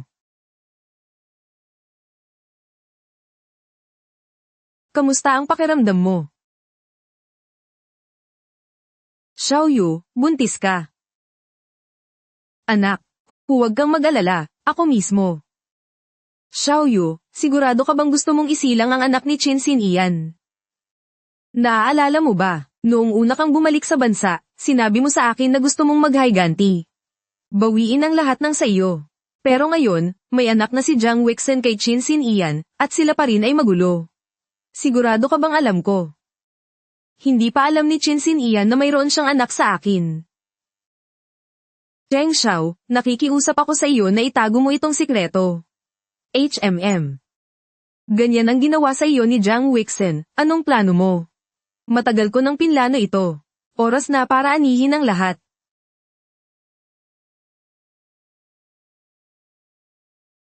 Tingnan mo kung may makakakita sa akin. Nalaman ko na buwan-buwan ay nagpapadala ng pera si Jiang Weixin sa isang account. Ang tumatanggap ay si Chen Ming. Si Chen Ming ay mahilig magsugal. Kapag nauubusan ng pera, nanghihingi siya kay Jiang Weixin kaya pala hindi niya pinansin ang 500,000 ko. Mayroon pala siyang regular na pinagkukunan, nariyan lang siya. Anong plano mo? Dahil mahilig siyang magsugal, sasamahan ko siyang maglaro 3 paa. Tingnan natin kung sino ang mas malaki kaysa sa akin. Ako ang makikipaglaro sa iyo, ano sa tingin mo? Hindi ka marunong humawak ng baraha, paano ka makakapaglaro ng maayos? Kung hindi ako marunong maglaro, mas maganda. Ang yaman ngayong gabi ay pwedeng ma-double paano? Natatakot ka ba sa isang baguhan? Sa isang babae? Takot ka? Sinong nagsabing takot ako? Sige, mamaya kapag natalo ka, huwag kang iiyak. Simulan na natin.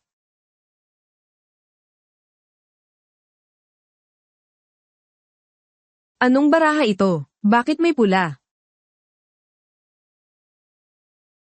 Aking kapatid, 13 puntos iyan ang kalaban ay may isang ace, hindi mananalo ang baraha mo. Ganoon ba? Tingnan natin kung sino ang may gusto. Hoy, sinasabi ko sa iyo, ubos na ang baraha mo.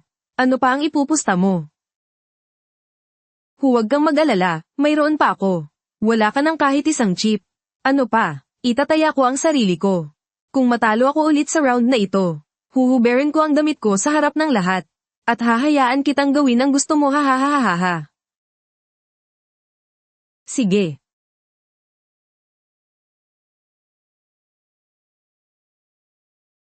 Puntahan at harangin si Miss Jiang kung may mangyari, siguraduhing mailigtas siya, opo. Isang dragon, Miss Jiang, talo ka. Pasensya na. Nasa akin ang dragon na iyan. Paano nangyari iyon? Nanalo ako.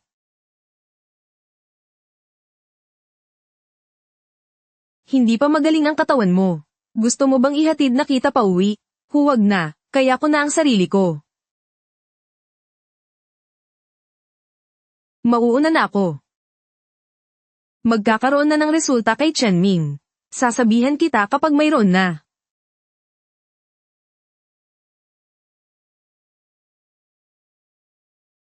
Mag-schedule ng abortion surgery. Xiaoyu, wala ka bang dapat ipaliwanag sa akin? Nagmadali akong umuwi. Para lang makakuha ng paliwanag mula sa iyo, ang operasyong ito ay talagang... Bakit? Mahal mo ba ako o hindi? Hindi ko ipinalaglag ang batang ito. Anong sabi mo? Sabi ko, hindi ko ipinalaglag ang bata. Dati, mayroon akong ganitong iniisip, pero ngayon, pinagsisisihan ko na. Talaga. Xiaoyu, salamat. Salamat at pinili mong buhayin ang batang ito. Jiang Weixin, salamat sa paglabas mo para ipaalam sa akin kung gaano ka kitapat sa batang ito. Nga pala, sinabi mo noon na may sorpresa ka para sa akin. Ito na ba iyon? Sinisiguro ko sa iyo, ang sorpresang ito ay talagang gusto mong malaman. At malapit na itong malantad.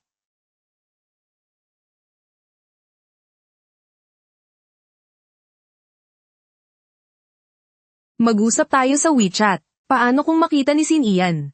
Nalaman ko na, nasa business trip siya ngayon. Wala na akong pera. Bigyan mo pa ako ng pera-pera na naman. Binibigyan kita ng 100,000 kada buwan, hindi pa ba sapat? Iba ngayon. May problema ako ngayon. Hindi. Ikaw lang ang makakatulong sa akin kung hindi, mawawala ang kamay ko. Magkano? 5 milyon. Bakit hindi ka nalang magnakaw? 50,000 lang ang mayroon ako dito. Kunin mo na at umalis ka. Huwag ka nang babalik sa akin. Kung hindi, hindi ko masisiguro ang kaligtasan ng anak ko at ang akin alis na.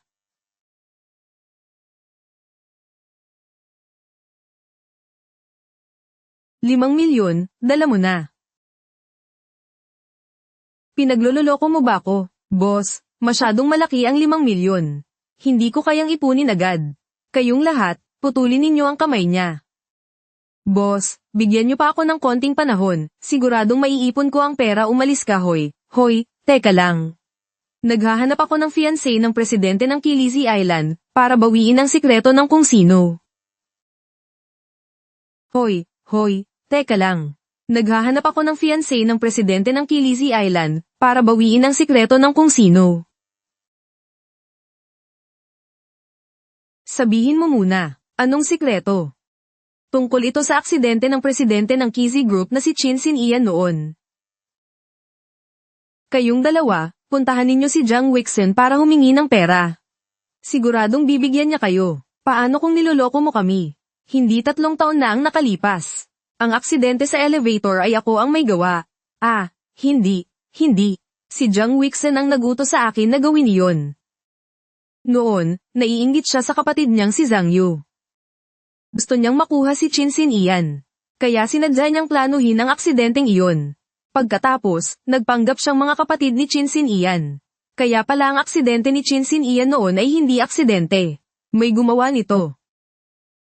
Anong kalagayan mo? Ibigay mo sa kanila. Ha. Patawarin mo na ako sa 5 milyon. At ibibigay ko sa iyo ang mga litrato. Sige, deal. Anong okasyon ngayon? Ang formal mo naman. Ito ang ating ika-7 anibersaryo. Naaalala mo ba 3 taon na ang nakalipas, sinabi mong may sorpresa ka para sa akin? Naaalala ko noong nakakuha ko ng investment, tuwang-tuwa akong pinuntahan ka. Pero hindi ko inaasahan na maaksidente ako sa daan. Paano kung sabihin ko sa iyo na ang aksidenteng iyon ay hindi isang aksidente? Anong ibig mong sabihin? Ang aksidente sa kotse ay hindi aksidente. Ito ay kagagawa ni Jiang Wixin. Ang layunin niya ay agawin ang pwesto ko, para magpanggap bilang tagapagligtas ng buhay mo.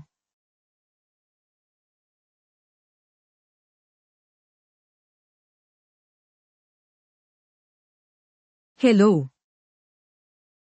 Sin Ian, nakabalik ka na. Ano ba talaga ang nangyari sa car accident 3 taon na ang nakalipas?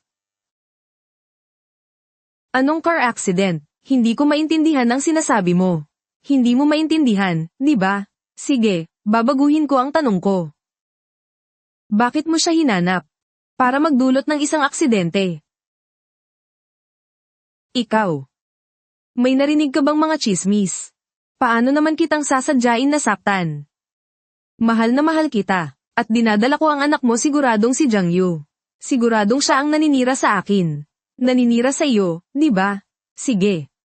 Kung ganoon, ibibigay ko sa iyo ang ebidensya. Dalhin siya palayo. Ate, kilala mo ba ang taong ito? Ha? Hindi ko siya kilala.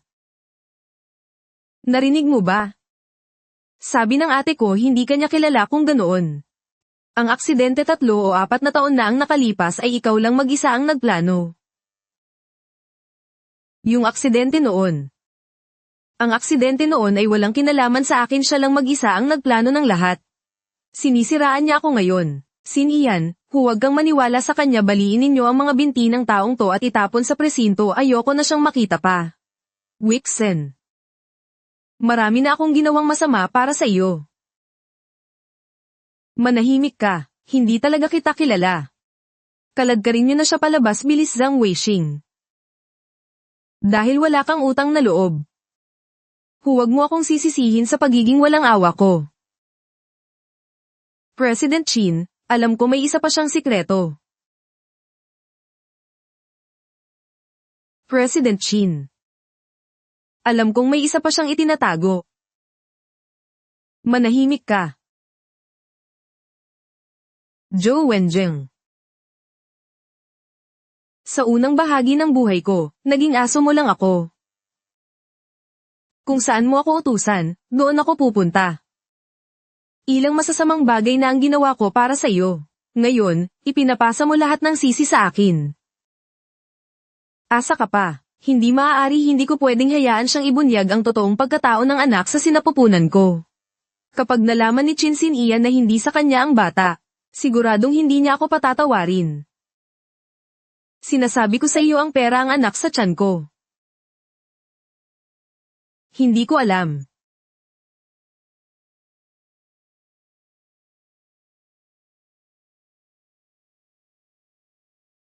Sin Ian. Nandito siya para sir anak ko, huwag kang makinig sa mga kasinungalingan niya. Anong sikreto kaya iyon? Pero, takot na takot si Jiang Wixen siguradong. Siguradong si Jiang Yu. Siguradong sinuhulan niya si Chen Ming. Para sir anak ko. Sin Ian, dinadala ko ang anak mo. Ganito ang ginagawa nila sa akin. Kailangan mong ipaglaban ang katarungan para sa ating mag-ina. Bitiwan mo ako. Song Yi. Opo. Natakot ka ba kanina? Hindi ka ba naku-curious kung ano yung sikretong sinasabi niya? Ang alam niya, ay walang iba kundi tungkol kay Jiang Wixen. Pero ayoko ng pag-aksayahan ng pansin ng masamang babaeng iyon. Mula ngayon, ang mga bagay lang na may kinalaman sa iyo ang papansinin ko. Kumusta na si Chen Ming? Pagkatapos ng operasyon, kalalabas lang niya sa panganib. Gusto ko siyang makita. Sige, sasamahan kita. Huwag na may gusto akong ipagawa sa iyo. Gumawa ka ng paraan para ipaalam kay Jiang Wixen na gising na si Chen Ming. Sige Jiang Wixen, gusto kong malaman. Hanggang kailan ka makakapagtimpi?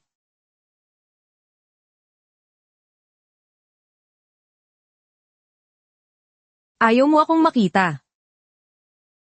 Sino ang gusto mong makita? Si Jiang Wixen. Noon, sinubukan kitang suhulan ng 500,000. Hindi ka natinag. Akala ko pa naman ganoon katibay ang relasyon niyo ni Jiang Wixen. Pero mukhang hindi pala. Para makontrol ang pamilya Jiang, ikaw at si Jiang Wixen. Hindi kayo nagatubiling baliin ang kamay ko. At itinapon ako sa dagat. Hindi ninyo inasahan na makakabalik pa akong buhay, di ba? Ikaw din naman, napakarami mong masamang ginawa para kay Jiang Wixen. At alam mo ang napakarami niyang sikreto. Ngayon, naging hadlang ka na sa kanya. Hindi nakatakataka na gusto kanyang patahimikin. Hindi tanga si Jiang Wixen, imposibleng hahayaan ka lang niyang i-blackmail sa loob ng maraming taon. Siguradong may hawak kang ebidensya laban sa kanya. Ganito na lang, ibigay mo sa akin ang ebidensya. At sisiguraduhin kong makakalabas ka sa ospital na ito ng buhay. Hanggang ngayon, iniisip mo pa rin siya. Ang iyong katapatan ay talagang nakakaantig. Sayang lang at kahit gaano mo siya isipin. Hindi ganoon ang iniisip ni Jiang Wixen. Alam mo ba kung anong ginagawa niya? Para linisin ang sarili niya. Kinolekta niya ang mga transaction record ninyo para kasuhan ka ng pangingikil. Malapit nang dumating ang mga pulis. Ano? Sinabi mong nakatago ang ebidensya sa study room ng pamilya Jiang. Huwag kang mag-alala kahit galit ako sa iyo. Tutuperin ko ang pangako ko. Hahayaan kitang makalabas sa ospital na ito ng buhay. Dahil sa korte, kakailanganin kita para idiin si Jiang Wixen. Magpahinga ka na. Sin Ian, sinabi ni Chen Ming na ang ebidensya ay nasa study room ng mga Jiang, pupunta ako para tingnan. Sige, papunta na ako. Patawarin mo ako. Patawad para sa akin at sa anak sa sinapupunan ko. Mas mabuti pang mamatay ka na. Nasaan kaya iyon? Ma'am, nakabalik na po kayo.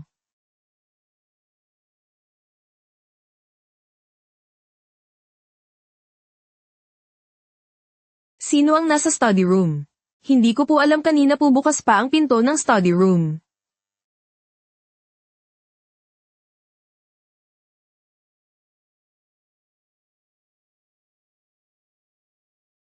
Bakit ka nandito? Teritoryo ito ng pamilya Jiang. Bakit hindi ako pwedeng pumunta rito? Bakit, matapos mong agawin ng hindi sa iyo, akala mo pag-aari mo na ang lugar na ito? Tinanong kita kung bakit ka nasa study room. May nakalimutan akong gamit noong huli akong pumunta. Bumalik ako para kunin anong kinuha mo. Ibigay mo sa akin yan. Ibalik mo sa akin.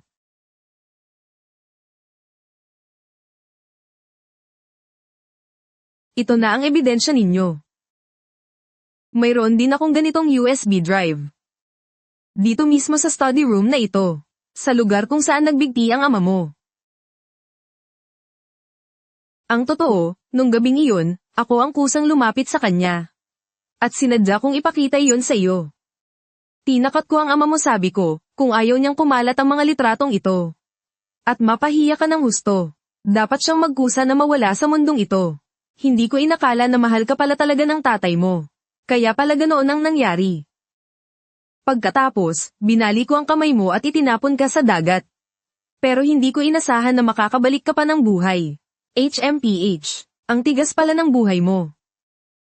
Hayop ka. Papatayin kita. Sasabihin ko sa iyo, alam mo ba, na ang pinakamahalaga sa isang lalaki ay ang kanyang anak? Kung malaman ni Sin Ian na ikaw ang mismong pumatay sa anak ko. Sa tingin mo ba, pakikisamahan ka pa niya tulad ng dati?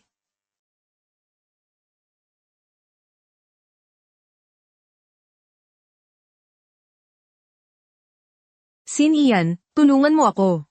Gusto niyang patayin ang anak natin sa sinapupunan ko. Iligtas mo ang anak natin. Bumalik ka rito.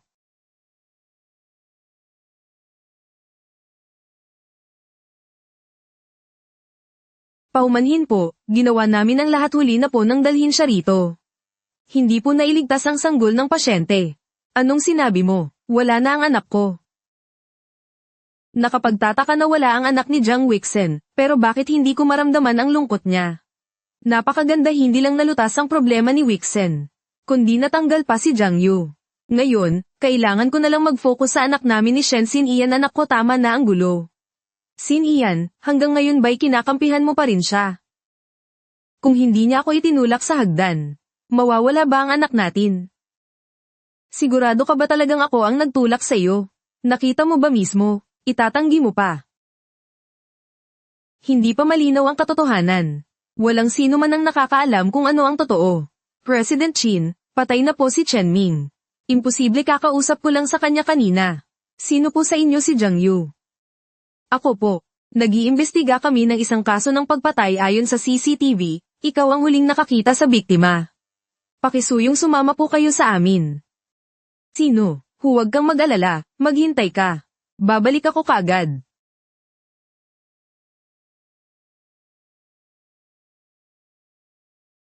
Sin Ian. Pumunta ka kaagad, kausapin mo ang kalihim ni Qin. Gusto kong makita si Jiang Yu. Isa na siyang malaking tao ngayon. At ako ang magiging asawa ng presidente ng Kishi Group. Ito ang pinakamagandang simula para sa atin.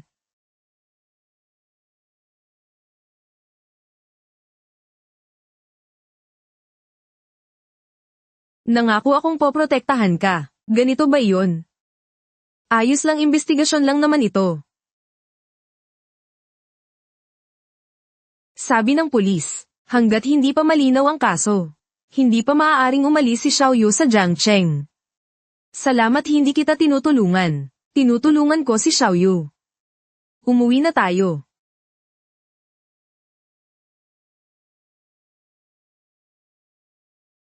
Halika na.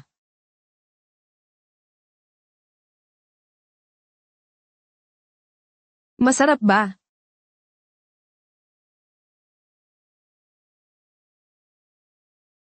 Ayos naman. Kung gusto mo, ikukuha kita ng isang tasa. Hindi ko pa nasasabi kay Chinsin iyan na mayroon na akong stage 4 na cancer. Hindi sigurado kung maipapanganak ko ang batang ito. Anong iniisip mo? Alam ko na kung ano ang sikretong sasabihin sana ni Chen Ming. Anong sikreto ba iyon na labis na kinatatakutan ni Jiang Wixen? Ang bata hirap na hirap si Jiang Wixen na mabuntis sa anak ni Chinsin iyan.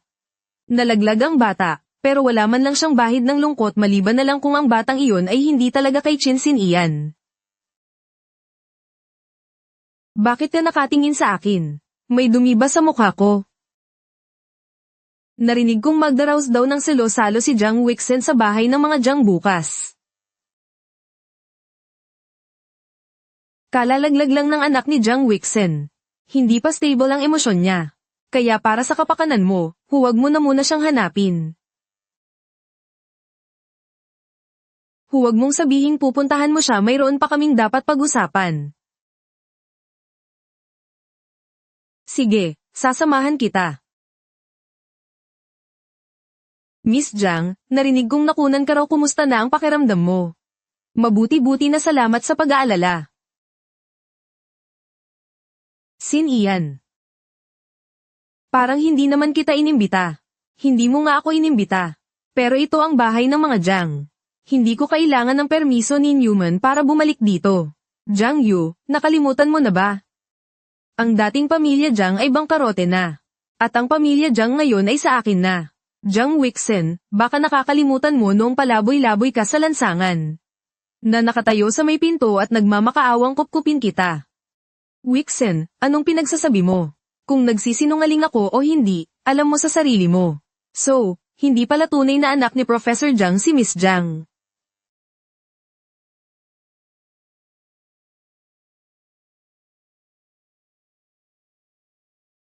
Isa siyang mamamatay tao. Maniniwala ba kayo sa sinasabi ng isang mamamatay tao? Jiang Wixen, napapansin kong nakakatuwa ka talaga. Lagi mong ipinapasa sa akin ang mga kasalanang ikaw mismo ang gumawa. Sakto, may ipapakita ako sa iyo. Tingnan ninyo, hayaan mong mamatay na ako kasama ang anak sa sinapupunan ko. Kaya pala, isa siyang manloloko. Napakasama. Pumatay na nga, nanusul pa ng iba. Napakasama ng babaeng yan. Bakit mayroon ka niyan? Sa totoo lang, Jiang Wixen, napakatanga mo talaga. Niloko lang kita ng kaunti. At naniwala ka naman agad. Ang totoo, hindi ka talaga ipinagkanulo ni Chen Ming. At wala siyang hawak na ebidensya. Pinatay ninyo ni Jiang Wixen ang tatay ko, paanong palalampasin ko kayo? Hindi tanga si Jiang Wixen. Imposibleng hahayaan ka lang niyang i-blackmail sa loob ng maraming taon. Siguradong may hawak kang ebidensya laban sa kanya. Ganito na lang, ibigay mo sa akin ang ebidensya. At sisiguraduhin kong makakalabas ka sa ospital na ito ng buhay. Nakikiusap ako sa iyo. Pauwiin mo na ako. Huwag kang mag-alala, malapit na kitang ipadala kay Satanas. Imposible. Ito ay peke, imposible to, talagang tapat sa iyo si Chen Ming. Kahit sa bingit ng kamatayan, gusto ka pa rin niyang. Sayang lang at ikaw mismo ang pumatay sa nag-iisang taong tunay na nagmahal sa iyo, imposible ito. Nagsisinungaling ka, peke to. Peke to. Peke talaga to. Si Chen Ming ay pinatay ni Jiang Wixen. Bakit niya pinatay? Bakit niya pinatay? Siyempre dahil ang anak sa sinapupunan niya ay hindi sa iyo. Kundi kay Chen Ming, natakot siyang mabunyag ang katotohanan. Hindi totoo iyan. Jiang Wixen, naawa ako sa iyo noon kaya kinupkop kita, hindi ko inakalang nag-alaga ako ng ahas na pumatay sa tatay ko. At tinangka mo rin akong patayin, nabubuhay ako ngayon. Para personal na maningil sa iyo, huwag kayong maniwala sa kanya. Lahat ng iyan ay kasinungalingan. Pinatay ko ang tatay mo. Anong ebidensya mo? Maglabas ka ng ebidensya. Oo nga, napakabait ni Professor Jiang sa kanya, paano niya magagawang patayin si Professor Jiang? Kung walang ebidensya, mas mabuting huwag magsalita ng kung ano-ano. Naaalala ko, si Professor Jiang ay. Kahit maraming masamang ginawa si Jiang Wixen, hindi naman siguro dapat isisi sa kanya ang pagkamatay ni Professor Jiang. Noong una, wala. Pero ikaw na mismo ang gumawa ng paraan. Ibinigay mo pa ang ebidensya sa kamay ko.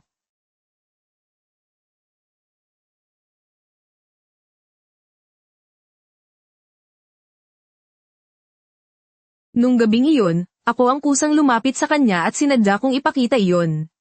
Tinakot ko ang ama mo, sabi ko, kung ayaw niyang kumalat ang mga litratong ito at mapahiya ka. Dapat siyang magkusa na mawala sa mundong ito. Hindi ko inakala na mahal ka pala talaga ng tatay mo. Peke iyan.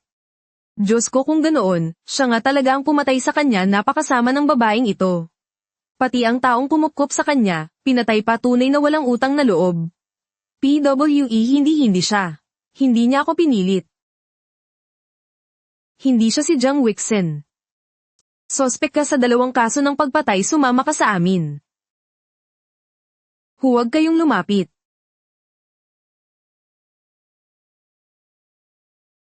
Huwag kayong lalapit. Jiang Wixen, ipagpapatuloy mo pa ba ang iyong pagkakamali? Mali. Anong mali doon? Bakit siya, ipinanganak sa pamilya ng mga iskolar, isang henyo sa pagpinta, at may pagmamahal ng mga magulang? Samantalang ako. Para lang akong daga sa imburnal, nanunood sa kaligayahan ng iba. Anong mali sa pagkuha ko ng para sa akin? Jiang Wixen, hindi natin mapipili ang ating pinagmulan. Pero kaya nating piliin ang landas na tatahakin natin, hindi yan dahilan para gumawa ka ng masama, manahimik ka. Kung maglakas loob kang saktan siya, hindi kita patatawarin. Shinsin iyan. Minsan, nangarap din akong makasama ka habang buhay. Para sa iyo, pinatay ko ang lalaking pinakamamahal ako sa buong mundo. Ako mismo ang pumatay sa sarili kong anak sa sinapupunan ko. Pero ang babaeng iyan lang ang nakikita mo. Xiaoyu, bakit hindi ka pa mamatay? Kung hindi ka nalang bumalik, hindi sana mangyayari ito ngayon, nasa pulisya ka, hindi ka makakatakas. Dahil sa babaeng iyan.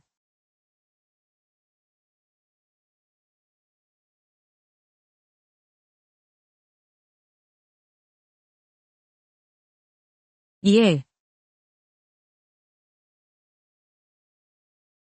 Oh.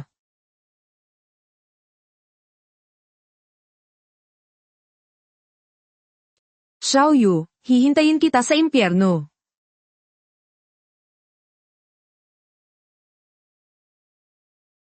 Ako na ang gagawa. Bakit ka pa nahihiya sa akin?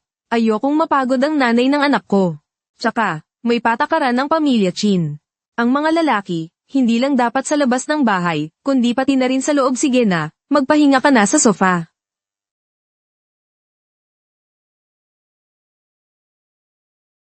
Hanggang kailan ko pa ba mararanasan ang ganitong kaligayahan?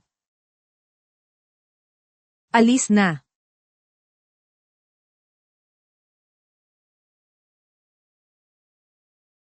Nandito na siya. Nagpadala na ako ng tao para maglinis sa bahay ng mga Jiang. Kapag na-renovate na, sasamahan kitang tumira doon. Huwag na, kaya ako nang tumira doon mag-isa, kailangan hindi ako mapapanatag kung mag-isa ka lang doon. Tsaka, yung si Cheng niyan, laging nagmamasid sa iyo. Naghihintay lang siya na magpabeya ako. Lumabas na pala ang hatol kay Jiang Wixen, kamatayan.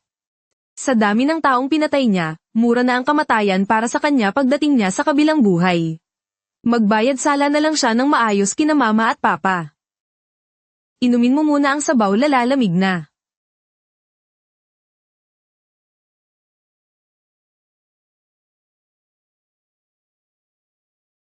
Xiaoyu. Anong nangyari, Yu? Xiaoyu.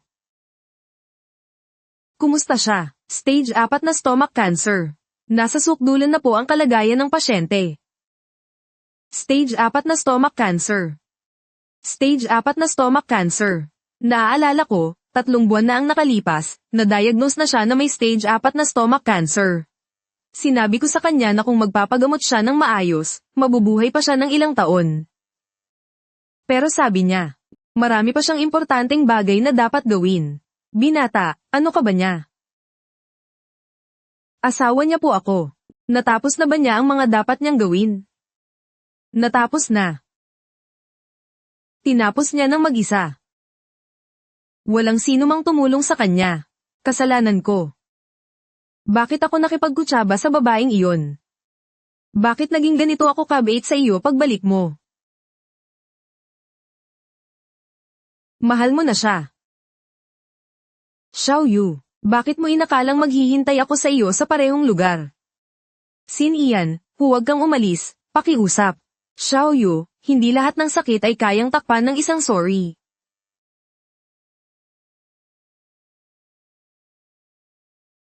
Tingnan mo naman ako, pakiusap iniwan mo na ako minsan. Iiwanan mo na naman ba ako sa pangalawang pagkakataon?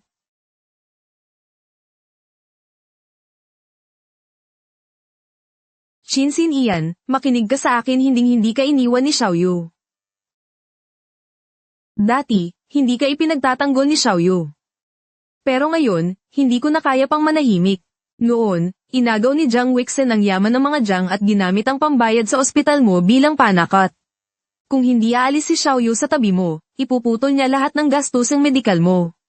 Para manatili kang pilay, kaya lang naman umalis si Xiaoyu.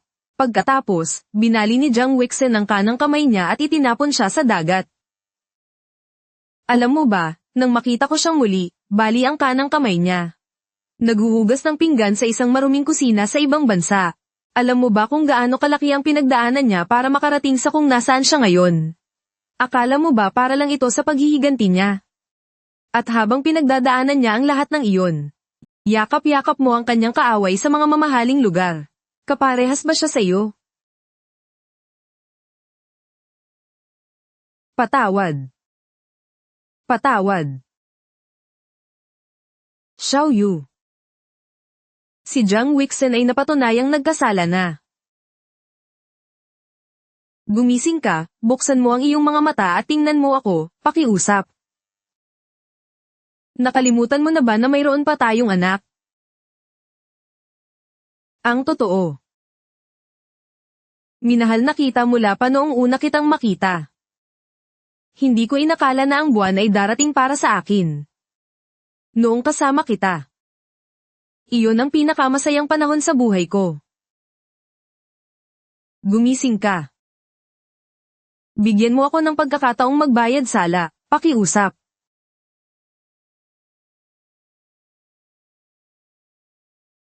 Kumusta si Xiaoyu? Sabi ng doktor, kung hindi gising si Xiaoyu sa loob ng 2 araw. Baka hindi na siya magising pa. Patawad, hindi ko dapat ginawa iyon sa iyo kahapon, ayos lang. Kung hindi mo sinabi sa akin kahapon, hindi ko malalaman kung gaano kalaki ang utang ko kay Xiaoyu. Xiaoyu, hindi ko nahahayaang iwan mo ako sa pangalawang pagkakataon. Mula ngayon, kung nasaan ka, doon din ako. Tanga, huwag ka nang umiyak. Gising na, mahal. Gising ka na, doktor. Kung hindi pa ako gising, mababasa na ng luha mo ang kumot ko. Basta't magising ka, kahit anong sabihin mo. Ako ay isang kumot. Kaya kung mabuhay ng ganito habang buhay. Sinabi mo na sa akin ang lahat noon.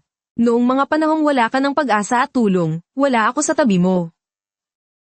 Hayaan mo akong bumawi sa'yo habang buhay, sige na. Sige. Kahit para na lang sa anak natin. Magpupursigi akong mabuhay. Xiaoyu, kung maglalakas loob ka ulit na maglagay ng dumi ng aso sa pinto, ako ay... Mahal, 3 taong gulang na si Xiaoyu, hindi na angkop na katabi pa si nanay sa pagtulog. Kaya, pwede na ba akong bumalik dito mula sa study room ngayong gabi?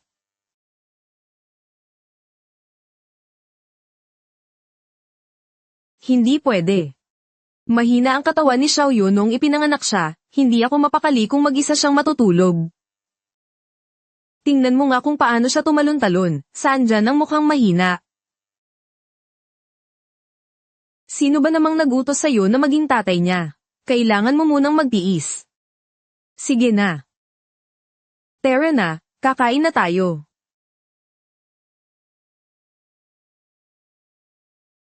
Ha what?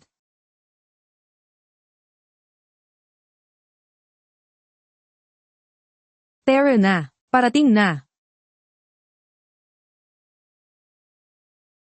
Bruha ka, kung uulitin mo pa yan, ako ay anong gagawin mo? Ako ay hahalikan ko na lang siya ng mas marami. Anong kakainin natin mamayang gabi? Yaksang Ruzi, Hong Xiaoru, at Huwag Wo Shizaito. Tara na. Haha.